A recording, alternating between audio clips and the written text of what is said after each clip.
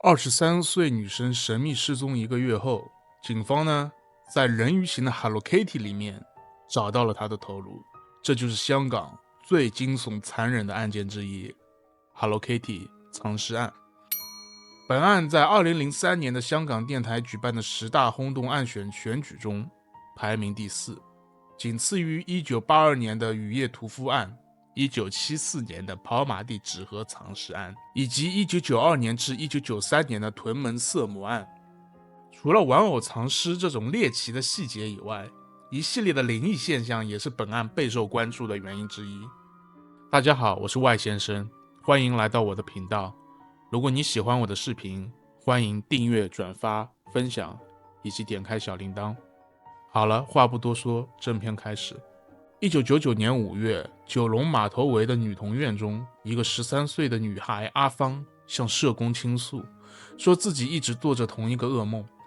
女童院呢，是香港社会的一种福利组织，专门教育和照顾未成年的女童，相对应的也有男童院，为未成年男童提供照料。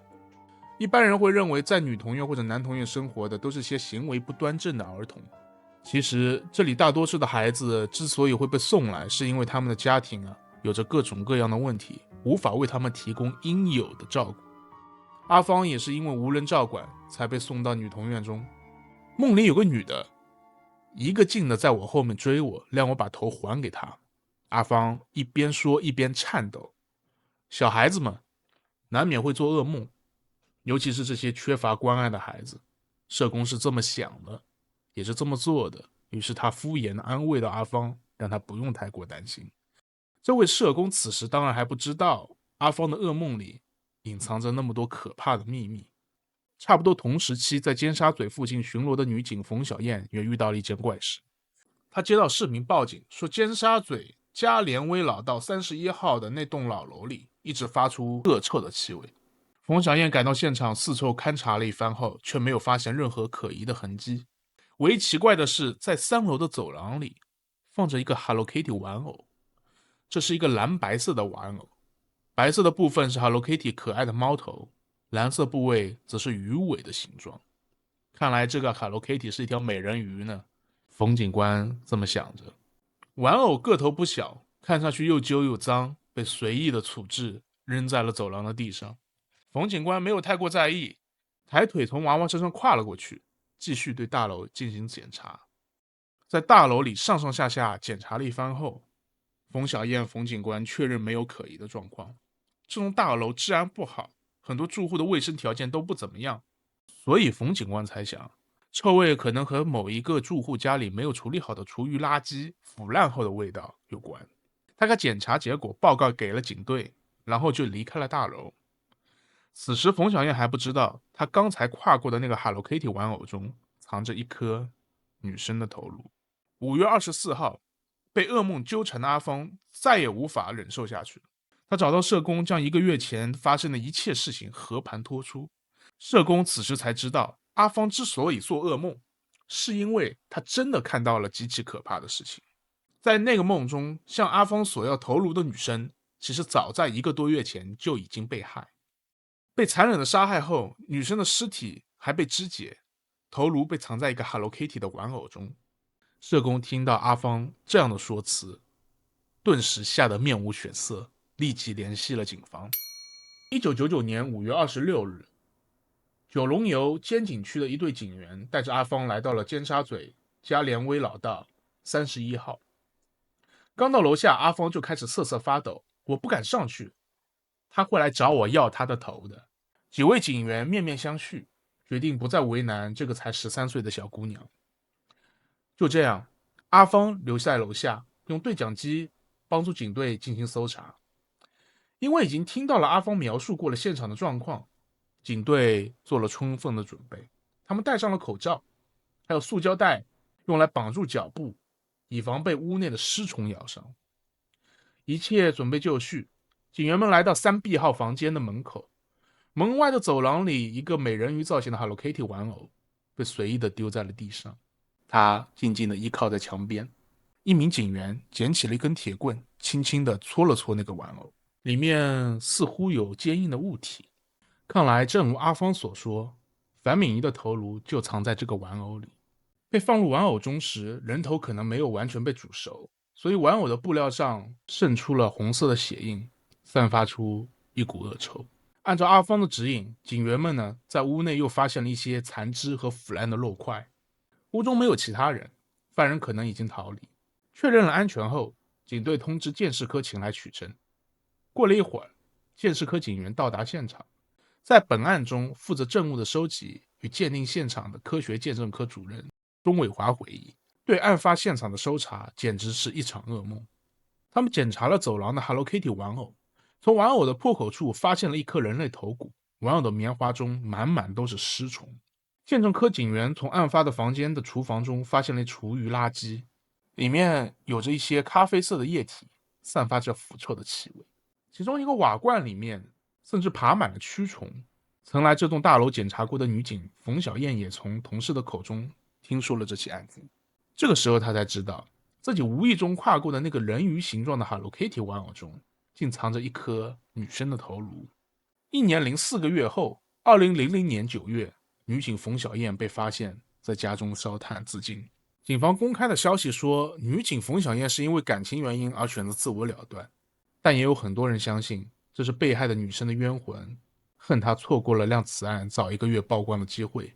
本案的主犯叫陈文热，3名从犯则是梁胜祖、梁伟伦以及梁胜祖13岁的女朋友阿芳。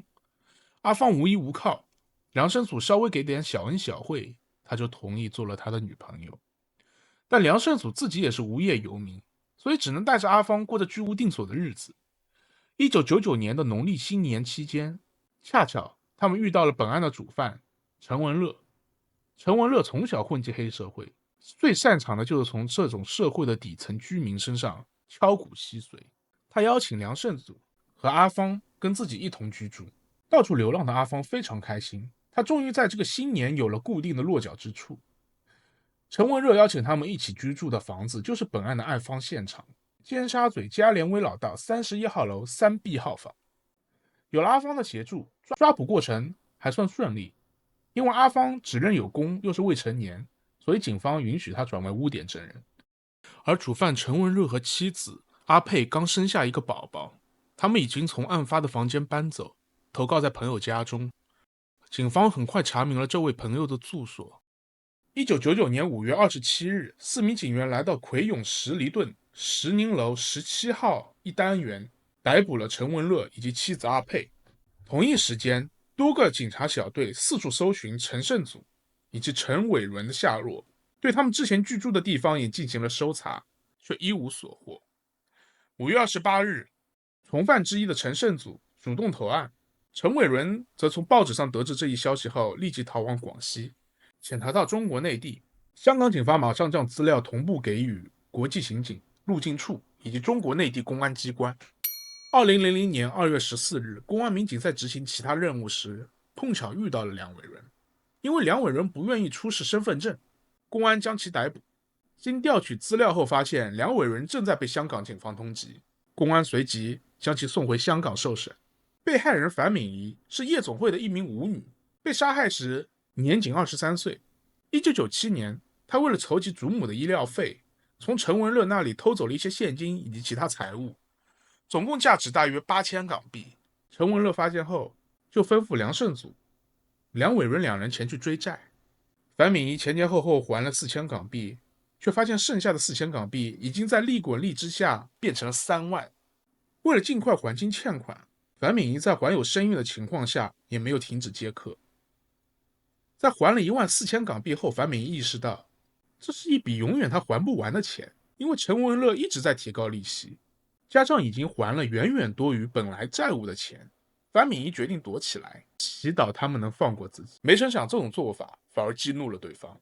陈文乐靠着黑社会的信息网，很快就找到了樊敏仪的藏身之处。1999年3月17日，梁胜祖、梁伟伦听从了陈文乐的命令，把樊敏仪抓到了尖沙咀加连威老道31号的3B 号房间中。樊敏仪此时怎么也不会想到，自己再也无法走出这个房间了。而且更恐怖的是，在失去生命前，他还要再经历长达1个月的漫长折磨。他们把樊敏仪拖进房间后，开始质问他为什么不继续还钱，为什么不接电话。其中梁伟伦一边辱骂，一边质问，一边拳打脚踢樊美仪超过50次。樊美仪连连求饶，却丝毫不能打动对方。三人用木板封上了玻璃窗，把这间房间变成了暗无天日的折磨地狱。他们强行把油灌进樊美仪的嘴里，把她的伤口上涂满了辣椒油，还逼迫她吃下所有人的排泄物。接下来，三人把烧融的塑料吸管滴在了樊美仪的腿上，还要求她不许哭，只许笑。监禁了樊美仪一段时间后，三人好像已经忘了最初的目的。这个时候，陈文乐等人的目的已经不是为了收回欠款，而是纯粹以折磨他为乐。樊美仪开始意识不清，两只手开始不受控制地进行下意识的反抗。遭受反抗后，三人变得更加丧心病狂。他们用电线捆住樊美仪的双手，用铁管对她的双手进行殴打。几个星期后，极度虚弱的樊美仪终于陷入了昏迷。三人用打火机灼烧樊美仪的脚部，想看看她是否已经死去。或许樊美仪奄奄一息的样子不够有趣，他们开始向她的嘴里灌入冰毒。在被强制摄入毒品后，樊美仪在地上痛苦地翻滚，终于在1999年4月中旬去世。根据几名犯人的供述，樊美仪死亡时面部浮肿，牙龈流血，全身长满了水泡，伤口处流出了脓液。发现樊美仪死去后，三人决定毁尸灭迹。他们将尸体搬入浴缸中，先放血，再肢解，内脏用热水煮熟后，再放入塑料袋中。肢解后的尸块也用热水烫熟后，分装放进了好几个塑料袋中。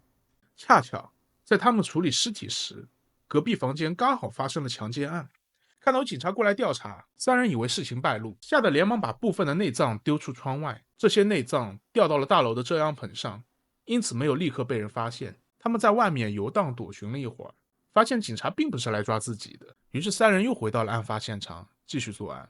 梁胜祖、梁伟伦负责将装有尸块的塑料袋运到垃圾站，陈文乐则留在屋里处理樊美仪的头颅。陈文乐在厨房的煤气灶上加了一口锅，把樊美仪的头颅丢进去煮，煮到面目全非后，他拿起房间里那个脏兮兮的 Hello Kitty 玩偶，取出其中的棉花，把头颅塞了进去。乖乖不要动哦，我来帮你打扮得漂漂亮亮的。陈文乐一边塞一边口中念念有词，好像在完成一件快乐的手工作业。把头颅塞进玩偶后，他用针线重新缝好了缺口。可能长期以来吸食毒品让陈文乐的脑袋发生了一些变化，总之真的很难用正常人的心智去理解他到底为什么要这么做。陈文乐还曾吩咐其他两人把樊美仪的遗体拿去喂狗，但此项命令是否真的被他们两人执行，已经无法确定的证实。不过警方确实没能找到樊美仪的躯干。2000年10月9日，本案开庭审讯，法庭上弥漫了一种前所未有的恐怖气氛。当庭成交的证物包括死者的头颅、Hello Kitty 玩偶以及一系列烹煮尸体时用的厨具。整个法庭都飘散着一种让人作呕的臭味。更诡异的是，在法庭里 Hello Kitty 玩偶的所到之处，灯光都会不停地闪烁。在提到处理尸体的细节上，法庭上又出现了怪事。辩方律师表示，几名嫌疑人只是非法的处理尸体，没有什么值得多说的。话音刚落，法庭上的灯光又开始闪烁了起来。负责本案件的法官袁文道表示，自己曾经审理过无数次案件，但却是第一次在法庭上见到这种无法解释的现象。被告人梁祖胜在法庭上看到的情景更加骇人。他曾对拘留所中的狱友说，他在法庭上看到的女性全部都长着被害者樊美仪的脸。法庭上发生的种种诡异事件简直就是现代港式恐怖片，恐怖到甚至有些让人不敢相信。无论如何，当时真实情况究竟怎么样，我们已经无从得知。有一种可能是因为本案的细节太过恐怖，加上法庭上弥漫着恶臭的气息，包括法官在内的大多数在场人士身上都出现了某种集体癔症。在案发的大楼中，很多租客接连遇到了怪事。女生小罗和她的朋友小丽一起居住在2楼，他们都不知道这里曾发生过命案。住进来以后，小丽说自己晚上总会听到楼下有女人的哭声。小罗仔细听了好几次，却什么都没有听到。但小罗其实也有遇到过怪事，他经常遇到鬼压床。他会在晚上突然惊醒，头脑非常清楚，身体却动弹不得。当两人得知楼下并没有住人，并且曾经发生过如此可怕的命案时，两人吓得巴不得当场就搬走。小罗遇到的鬼压床现象其实有科学可以解释。但小丽听到哭声就比较难以解释，因为当时她还不知道楼下曾经发生过什么，所以不能用癔症来解释。同样住在4楼的黄先生，在案发后曾经协助警方辨认过犯人，后来出庭作证。他说自己的妻儿曾经在大楼的楼梯间看到过女鬼，楼下发生这种恶性事件，黄先生本来就很害怕，在听到妻儿见鬼的经历之后，立刻就带着家人搬走了。事发大楼的1层和2层是一间美发店，在美发店工作的小李曾对记者说，自己在查看店内监控时发现，晚上关门后能看到美发店里仍然有人影走动。另外，香港有一个玄学家叫陈定邦，他经常上节目帮人占卦算命、勘察风水。陈定邦的妻子表示，2013年他在加连威老道酒吧喝酒时，看到过对面大楼有个女人的人头漂浮在空中盯着自己。他后来才知道，那栋大楼就是 Hello Kitty 玩偶藏尸案的案发地点。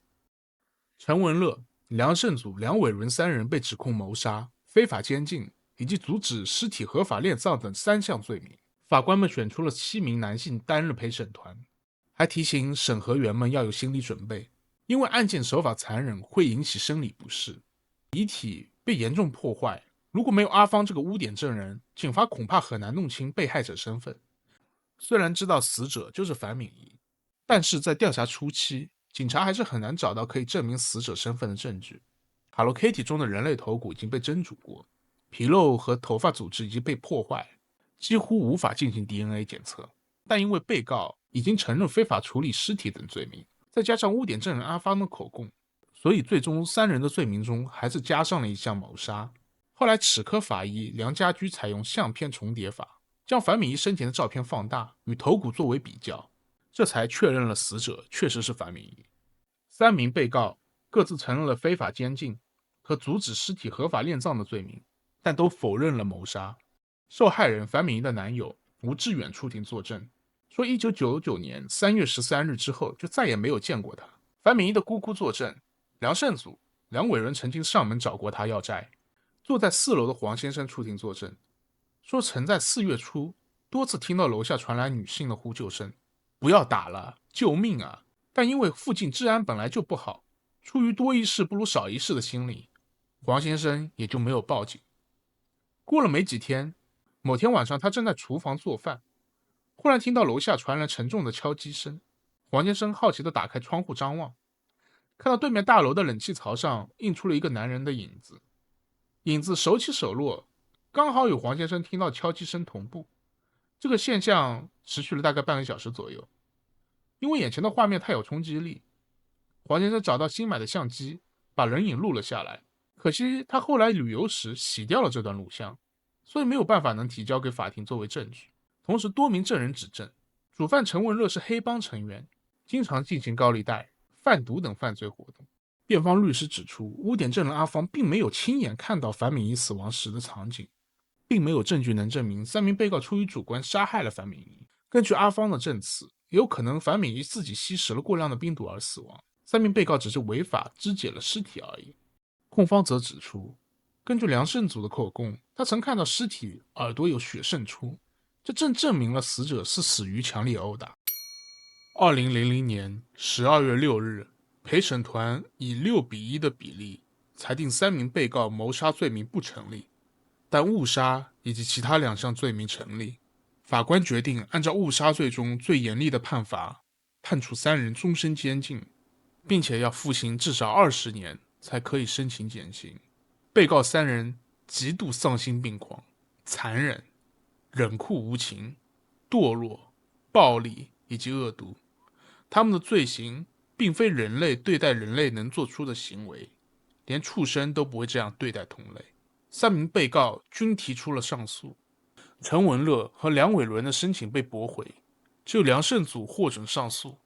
关于为何梁胜祖获准上诉，上诉庭法官做出这样的解释：梁胜祖在被害人遇害的前一天曾离开过案发房间，但原审法官在引导陪审团做出判决时，并没有请他们考虑这一点。而且梁胜祖是主动投案的，一般来说，这也会被当作判刑减轻的考虑因素。梁胜祖在狱中积极参加基督徒聚会，显现出诚心悔过的态度。一审时，他否认自己犯下阻止尸体合葬罪，这也导致他在此项罪名中受到较重的判罚。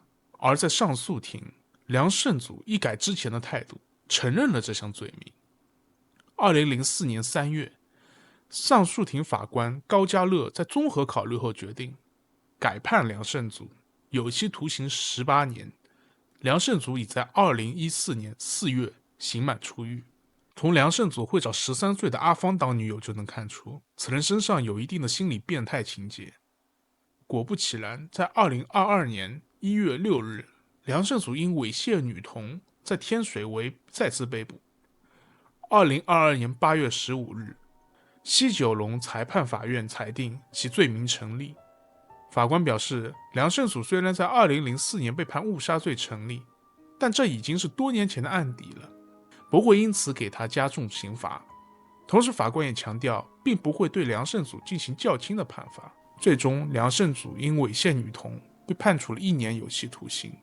本案中，被害人樊颖妮的头颅是重要的证物之一。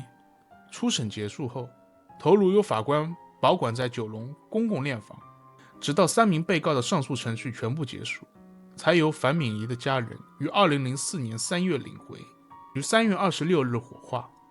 这个案件因其残忍、猎奇的细节，被改编成了不少电影和电视剧。电影包括2000年的《人头豆腐汤》，2001年的《烹尸至上尽天良》，电视剧则有危险人物中的人头公仔篇、刑警中的同党考尸篇。案发发生13年后，事发大楼于2012年被拆除。2016年，那个位置上新建了一所酒店，建筑期间，施工方在工地外面贴上了3张佛像照片。凶案发生的位置，如今成了一家餐厅。